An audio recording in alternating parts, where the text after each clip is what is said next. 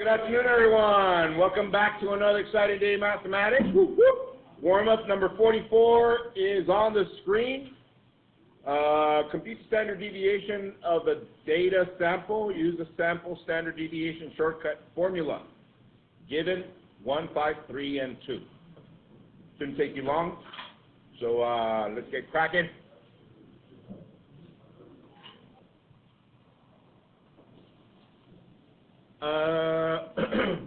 Standard deviation, da-da-da-da. So they ask us for no bell curve? What? Come on, Q. All right, let's see. Standard deviation. Share with your neighbor so I can pick someone to help me.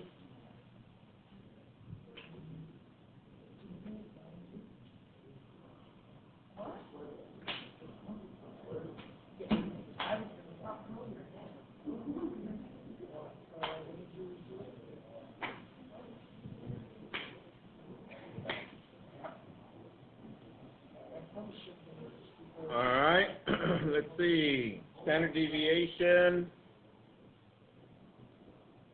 Andrew, what'd you get?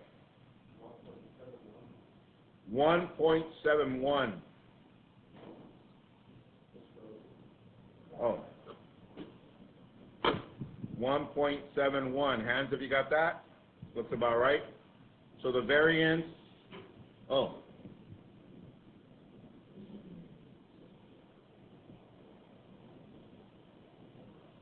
So the variance was what, JC? 2.91. Something like that, yeah? Okay, all right. Set that aside, please. Agenda for today, we got warm-up number 44, measures of variation. We're still working with those. Like I said, I still had like 3 more formulas to add to our tool. Today we're going to add 1 more, and then that'll leave us with 2 small ones for tomorrow. We'll finish it off tomorrow. And there's no class on Friday. What? Let's go. How'd it go yesterday? Good? Yeah? Yeah? All right, good. Yeah. And tonight's home play, page 144, only number 17. How come only 1, Mr. Q? So you never only one, how come only 1?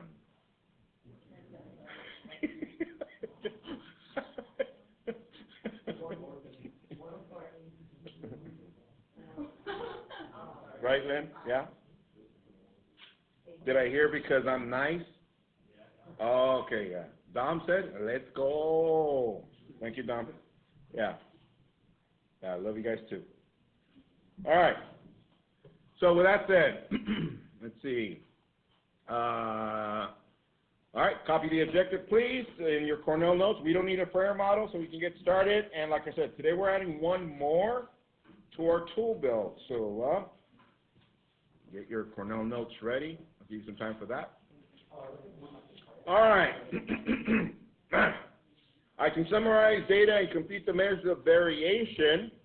And we've been tweaking our formulas depending on population and depending on samplers. Today we're going to add, like I said, 1 more formula to our tool belt. But before we move on, tell your neighbor once again, what are the 3 measures of variation, please? 3 measures of variation.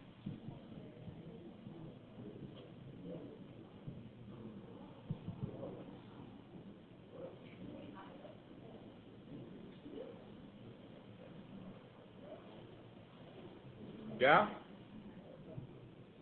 Alejandro, 3 measures of variation. Your neighbor didn't say anything? Wow. All right, help him out, Andrea. Mean? No. Those are measures of central tendency. Measures of variation. Lynn, go. What? Devin. Standard deviation, variance, and range. Come on, peeps. Yeah. Range, standard deviation, variance. Okay? Here they are again. Here under variation, the three, we covered mean, median, mode for the central tendency, and we're moving closer and closer to data measures of position. We're going to get there pretty soon. Here are some formulas that we've been adding to our tool belt, yes? And we know that the last ones are shortcut formulas, and here I included this one as well. So you remember what this one is, please? What is that one?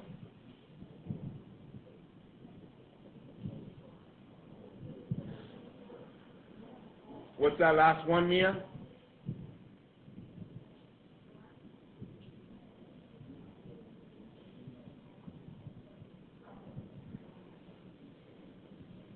Okay, couldn't hear. Jared, help her out. Yeah, range over 4, which is a range rule of thumb, yes, for standard deviation. Okay, I got two more for you. Ready? Write these down, please. Yeah, they keep growing little by little. Like if you put a little bit of water on that. Use some time to copy those, and then we'll talk about it. All right. So as you're finishing copying that, I hope you notice that it's fairly close to the other two shortcut formulas. Do you guys see that? Okay. So here comes a question.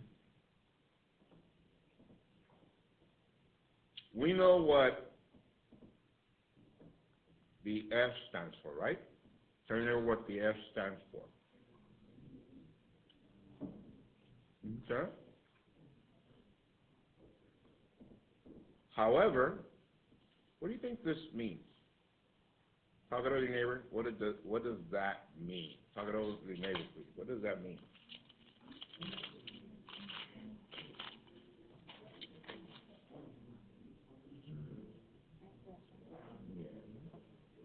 Thank you. You're welcome.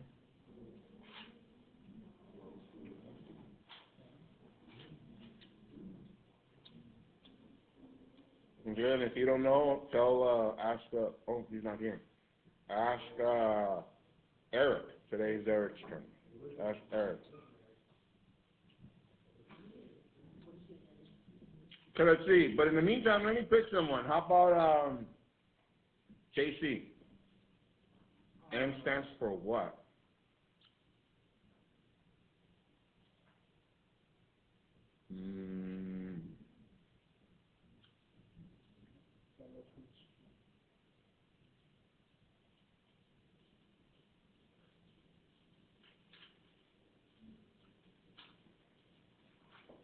I have a car bar. Sorry. Help him out, Andrew. Okay, that's 2. Let's see. How about Scarlett? What do you think? No? All right, make a note.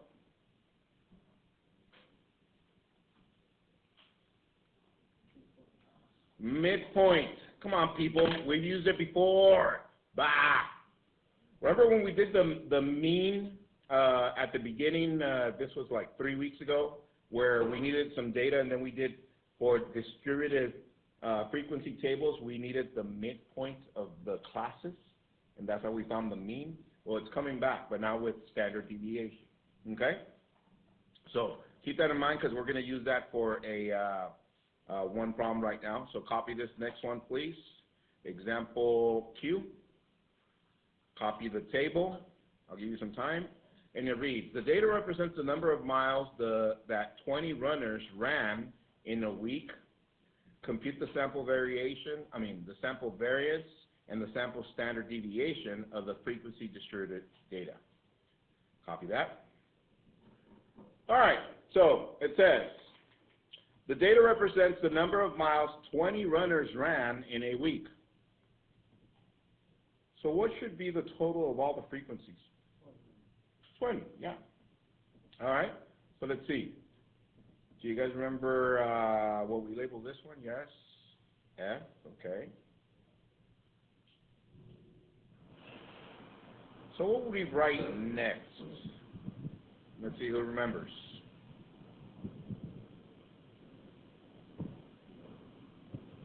Let me give you a hint.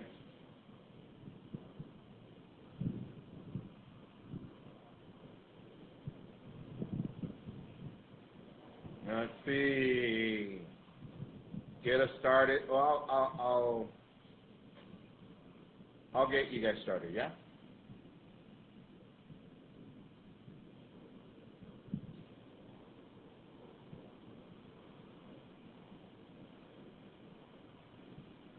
There it is. I give you guys a clue. So you never what to write here, please. What do I write there?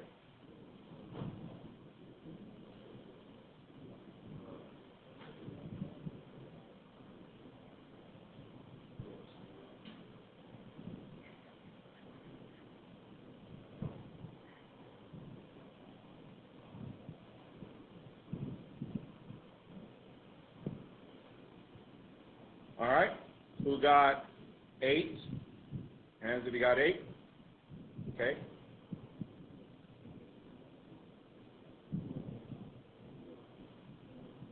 Next one.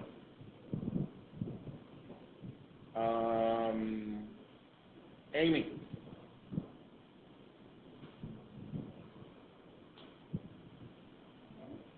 Very good. 13. What are we finding, guys? The midpoint, yes? Okay.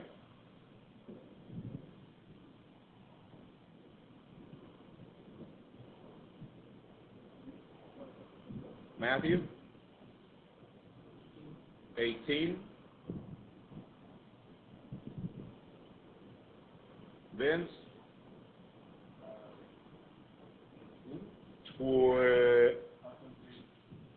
23, Michael Jordan. Let's go.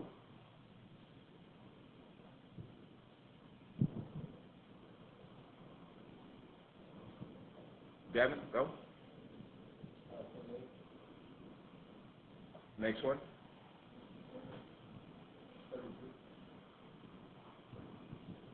And 38. Yes? All right. So, now that we have our information, let's see. What are we going to need? What other information we're going to need for our formula? Here we go. S squared equals n times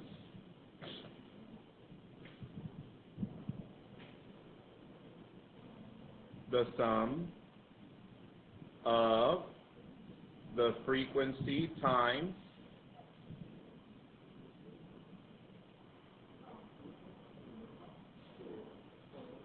the data squared midpoint, okay, minus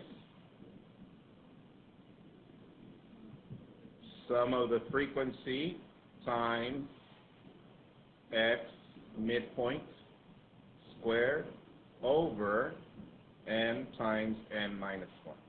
Okay, so that means we need, oh nice, no, that's good. That means we need, let's start with this one. Frequency times the midpoint. So let's write it right here. Let's do S times midpoint. All right? Zach's just going to help us with that. Go. 8.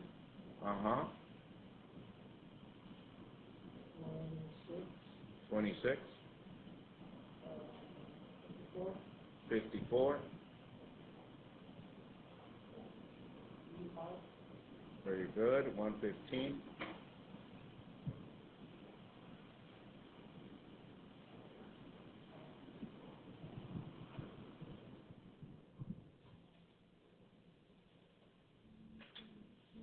132. One what? 32. Very good. 112. Yeah? Am I right or am I making mistakes? Check my math. Yeah? Okay.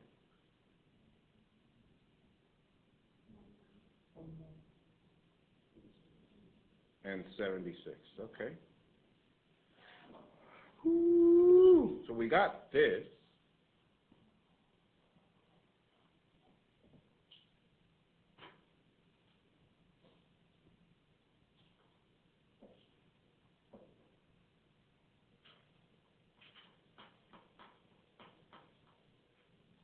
Next, let's write the frequency times the item, the midpoint squared.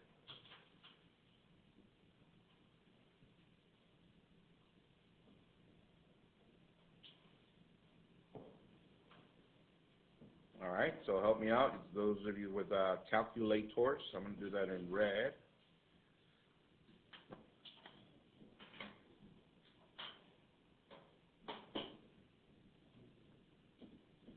So we got 1 times 8 squared, which is 1 times 64, it's 64. Yes? The frequency times this one squared, yes? Next, 2 times what? 13 squared.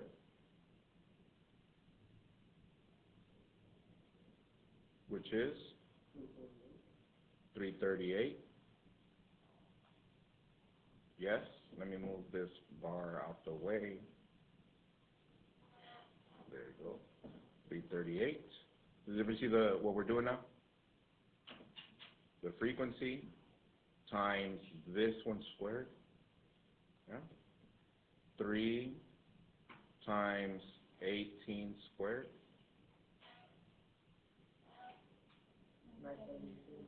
972. 972. 5 times 23 squared. 2,625? 45. 2,645. I need to make some more room.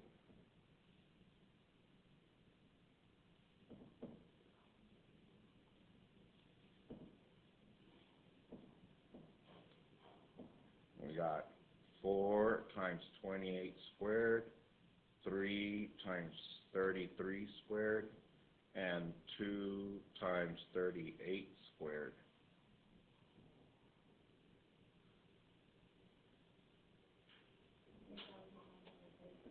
This one right here, 3,000 what? 136. Andres, the next one, bless you. 33 squared times 3.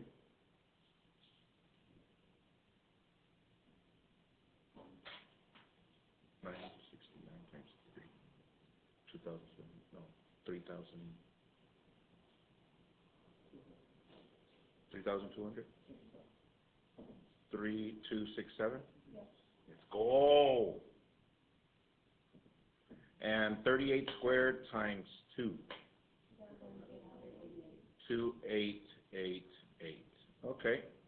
So, we need the sum of this and the sum of this.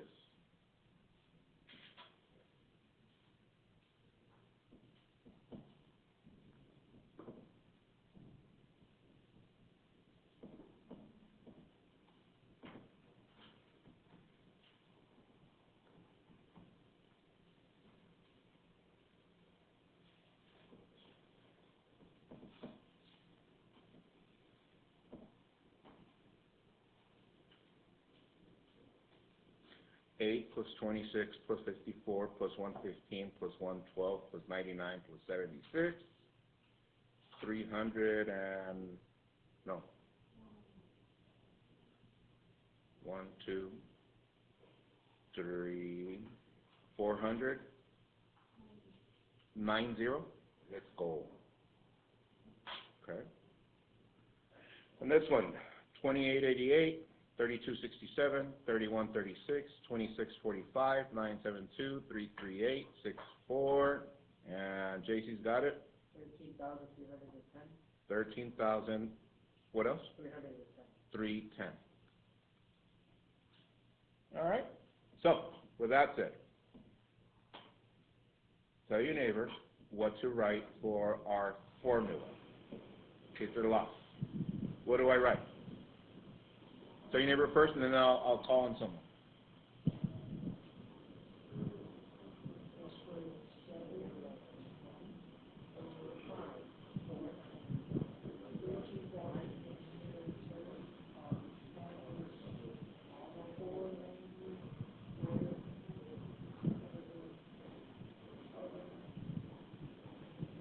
All right, I think Andrea's got it. Very good. Mia's got it. Very good. Lynn, pretty sure. Val, let's go, Val. Alexa's got it. All right, Alexa, tell me what to write to get started.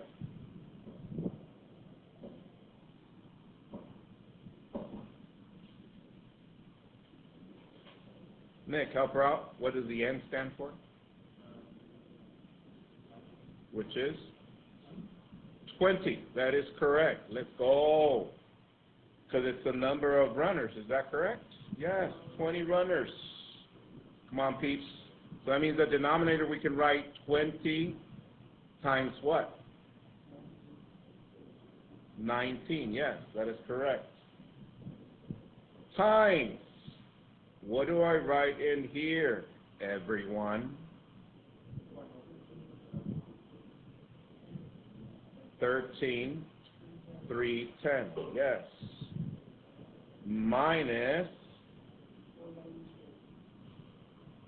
490. Yes. And then you need to square the 490. Yeah.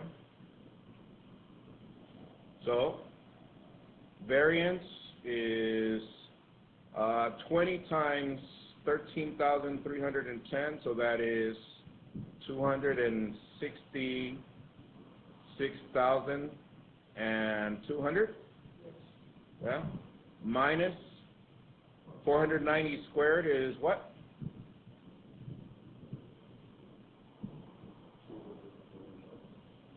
Or what? 240,100. Man, these are big numbers, huh? Divided by 38, 380. Yeah. So the variance is 266,200 minus 240,10. That's 26,100 divided by 380. Or should I say 2610 divided by 38? So the variance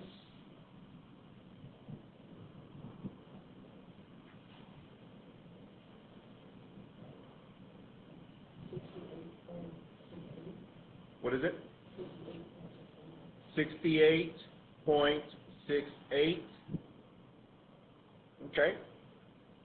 So our standard deviation for that sample is approximately 8.287 or 8.29. Woo!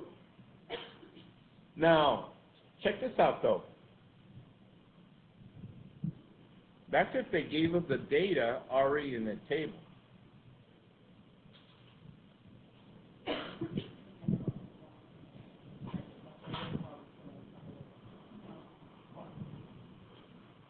Right? Am I right? Am I right? Now, question: do we know how to get to here if we have the other column that is not being shown right now? Right? Because we need one more column here. Is that correct? And by the way, this is class what? Tell your neighbor this is class what? Boundaries. Yes, class boundaries. So we're missing here class limits. Yes? How do we get to class limits? Talk it over to your neighbor. How do we get to class limits?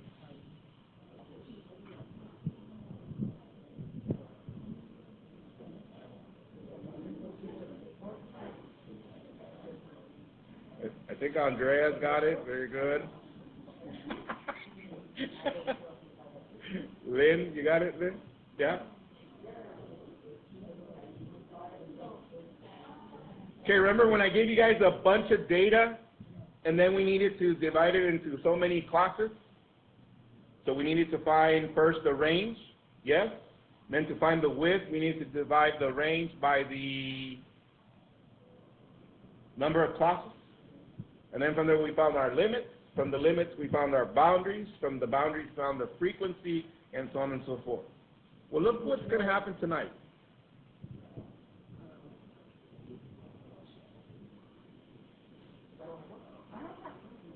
You don't have room? It's only one problem. What are you talking about? All right, so check this out. Look up. It says, passenger vehicle deaths. The number of people killed in each state from passenger vehicle crashes for a specific year is shown. Find the range, variance, and standard deviation for the data. What is the first thing we need to do with all of this? Talk to your neighbor, please. What do we need to do? As soon as the pass comes back. We need to divide it first into classes because it's a lot of data. Is that correct? So that means we need to figure out what do you think, how many classes would be a rule of thumb that we would use from this point forward when they give us a bunch of data? How many classes would you like to use? I mentioned this at the beginning when we first started with frequency tables. I said there's a rule of thumb that from this many to this many classes to be used for the frequency tables when we are given data. But now that you see it, how many classes would you use in order to do this table right here? Talk it over to your neighbor, please. How many classes would you divide it into?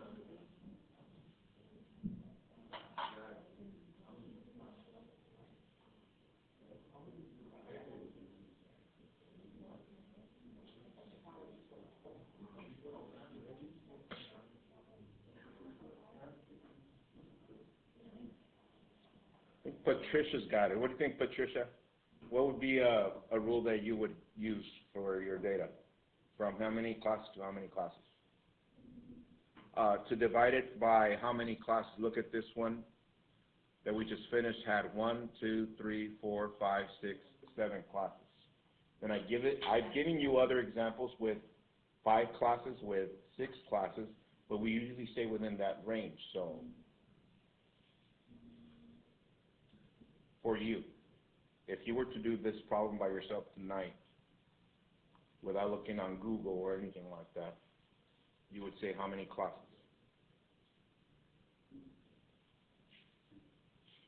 What do you think, Aaron? 8? Who said 8? No? Me, I would keep it between 5 and 7.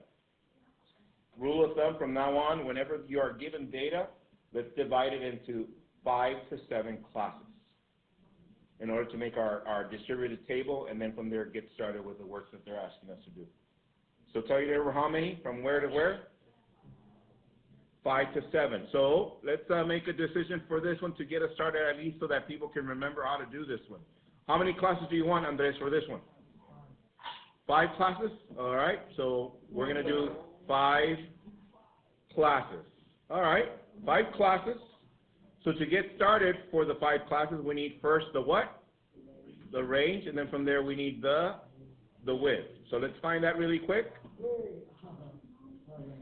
Yes. 7 classes? Too late. Andres said 5.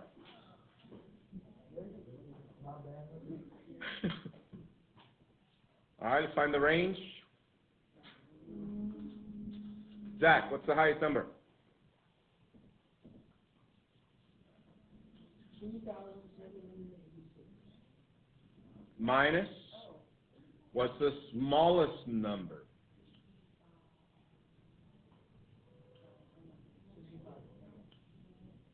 65? Is there anything smaller than 65, guys? All right, so then my range, move this down. My range would be 2,700 and what? 21. Zach. Let's go from the corner. All right.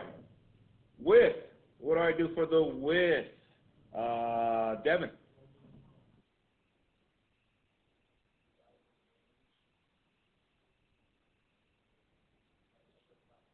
By 5, yes. So the range is 2721 divided by 5. Calculators. 544.2. 544. Oh, 544? Yeah, 0.2. Okay, so then we do 544.2, and we said we always round what? Up. So this is 545. We're rounding up to 545.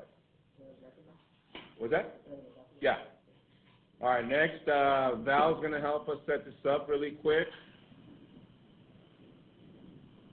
And she loves how to do these, so this is class limit. All right. So we start with the lowest one, which is what? 65. And then the next one is 65 plus 545 is 610. Yes? And then 610 plus 545 is 1,155. Yes? And then 1,155 plus 545, that's 1,700. Yes? And then 545 plus that, that's 2,245.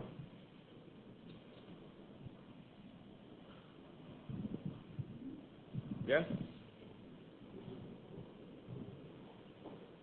All right. So the first class is from 65 to what? 609.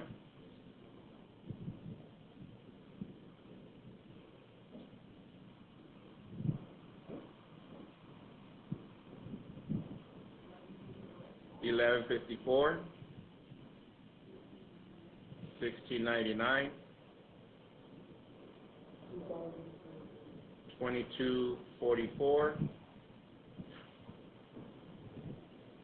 and $22.44 plus $5.45, that's $27.89. 5 classes, and everybody say, thank you, Andres, thank you. Next, what is the next column? Tell you what we're going to label the next column. Not the frequency. Yeah, class boundaries. Class boundaries.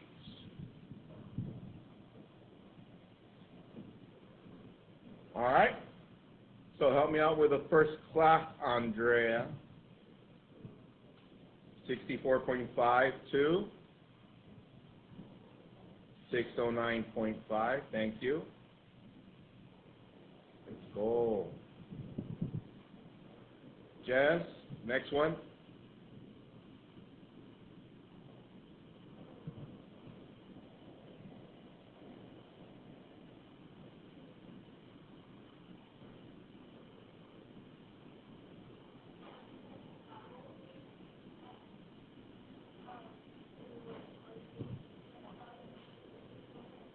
Yes, let's go.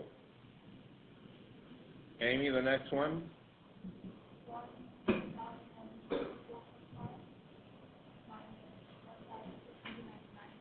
2.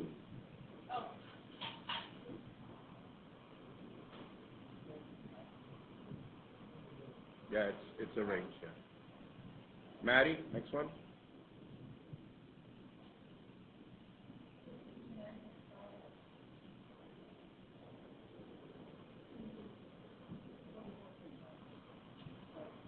No worries.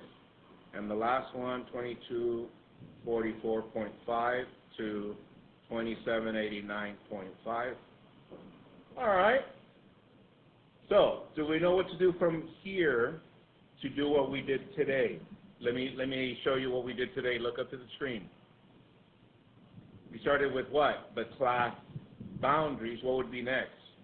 Frequency, then midpoint, then frequency times midpoint, and then frequency times the midpoint squared, and then you add these two, use your formula, and find the standard deviation variance. Yes? All right. So I'm going to stop right there. We don't have to finish this one that we just started. This is just so that you can see how to get it started. Because tonight you're going to do one completely from data, raw data. Okay? So once again, let me show you the process one more time to make sure we got it. I'm going to give you data such as this. Yes? And what do? We find the range and the width. You decide how many classes. Hopefully the problem already says how many classes, but if not, you decide. Here, Andres said 5 classes. No, 5 classes, Mr. Q. All right, so 5 classes. So we divide by 5 to get our width. And then from there, we start with the lowest limit. And then we add our width, and we go down to the next class, the next class, the next class, the next class. And then you just get your limits for each class after that. From there, the boundary says half less, half more for each class. And then from there, the rest is history. The next one is frequency. Then from there, we got the midpoint, and so on and so forth. Okay? All right, we'll stop right there. And once again, if you need to revisit the lesson, just go to the YouTube channel. Those of you that are following us on the YouTube channel, we're getting there. Almost there. Enjoy.